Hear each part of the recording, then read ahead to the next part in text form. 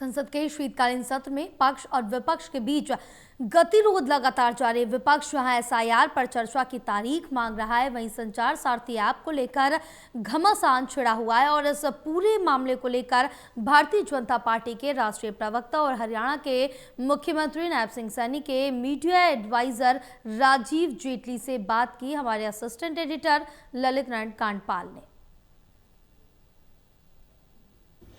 संसद के शीतकालीन सत्र की शुरुआत ही हंगामे के साथ हुई, लेकिन आज भी जो है विपक्ष ने एसआईआर को लेकर प्रोटेस्ट किया है। इसके अलावा आज संचार साथी जो कि केंद्र सरकार ने नया ऐप जारी किया है उसको लेकर भी विवाद हो रहा है। इन सभी मसलों पर बात करने के लिए मेरे साथ मौजूद हैं भारतीय जनता पार्टी के राष्ट्रीय प्रवक्ता और हरियाणा के मुख्यमंत्री नायब सिंह सैनी के मीडिया सलाहकार राजीव जेटली। उनसे बात करते हैं। राजीव जी, संसद का जो सत्र चल रहा है उसमें हम देख रहे हैं कि मानसून सत्र की तरह इस बार भी हंगामा लगातार बरसा हुआ है।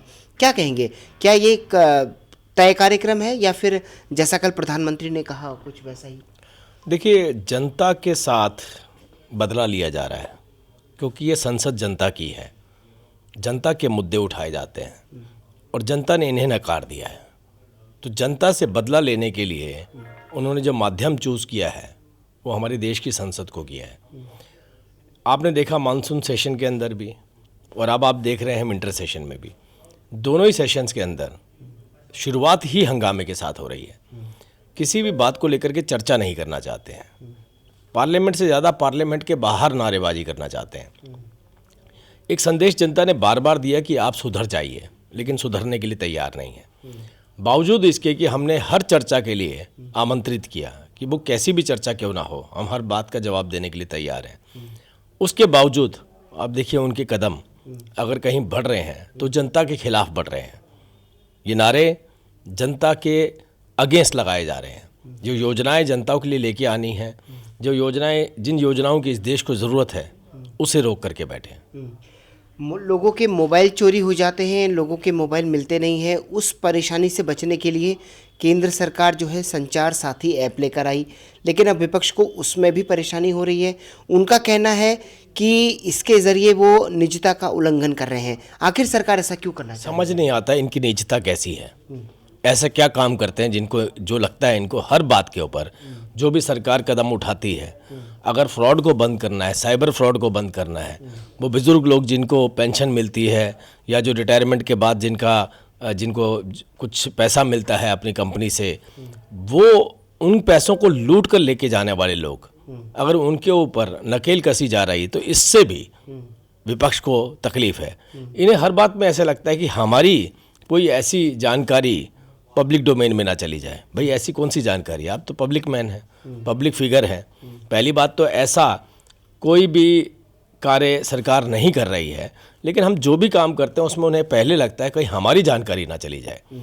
तो ये अपने आप में दर्शाता है कि चोर की दाढ़ी में तिनका।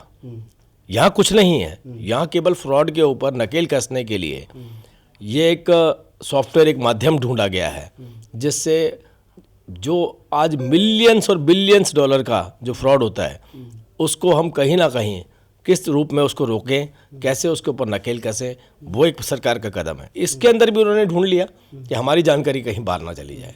अभी ज्योतिरादित्य सिंधिया का बयान आया है, उन्होंने कहा है कि इस ऐप के ज़रिए एक ऑप्शन ये भी रहेगा कि अगर आप इसको एक्टिवेट करना चाहें तो कर सकते हैं, नहीं करना चाहें तो नहीं भी कर सकते हैं। उन्हें तो ऐसा लगता है कि हमारे मोबाइल में कोई भी चीज़ आएगी तो उससे हमारी जानकारी लीक हो जाएगी। कोई भी चीज़, मुझे लगता है इन्हें मोबाइल भी बंद कर देना चाहिए यूज़ करने। इतना अगर डर अंदर बैठा हुआ है तो मोबाइल भी क्यों यूज़ करते हैं? क्योंकि बहुत सारे इक्विपमेंट आपके पास ऐसे होते हैं। हम जो ऐप्स डाउनलोड करते हैं आज की डेट में, सारी ऐप्स जो भी है इंटरनेशनल ऐप्स हैं, क्या क्या जानकारी जुटाती हैं वो सब जानकारी इनके पास है। लेकिन जब भी हम इस देश के लिए कोई कदम उठाते हैं, उन ऐप्स के साथ तो ये चल सकते हैं जो विदेशी ऐप्स हैं, लेकिन जब देश के लिए कदम उठाते हैं तो इन्हें ऐसा लगता है कि हमारी जानकारी ना चली जाए। कांग्रेस कह रही है आप तो नॉर्थ कोरिया बनाना चाहते हैं भारत को। देखिए, भारत की जनता इस देश को चलाती है। इस देश की जनता ने इन्हें पूरी तरह से नकार दिया। बिहार उसका सबसे बड़ा एग्जाम्पल है, बंगाल उसका और बड़ा एग्जाम्पल होने वाला है।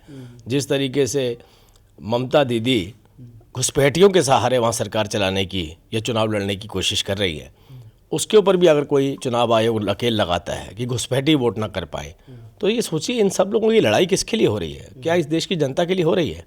सारी लड़ाई घुसपैठियों के लिए हो रही है। और जब घुसपैठियों के भरोसे सरकार चलाएंगे तो आप सोचिए किस तरीके की ये गवर्नेंस देने वाले हैं। ये नॉर्थ कोरिया की बात कर रहे हैं। भाई आप ये सोचिए, नॉर्थ कोरिया तो आपने बनाया हुआ है, केरला में बना रखा है, बंगाल में बना रखा है, कर्नाटका के अंदर आप मुस्लिम लोगों के लिए आरक्षण देना चाहते हैं, वो भी किस में? ठेकों में, सरकारी। कभी देखा आपने धर्म के आधार पर ठेके दी जाते हो? सरकारी ठेकों में आरक्षण देने की बात चल रही है। तो नॉर्थ कोरिया किसने बनाया?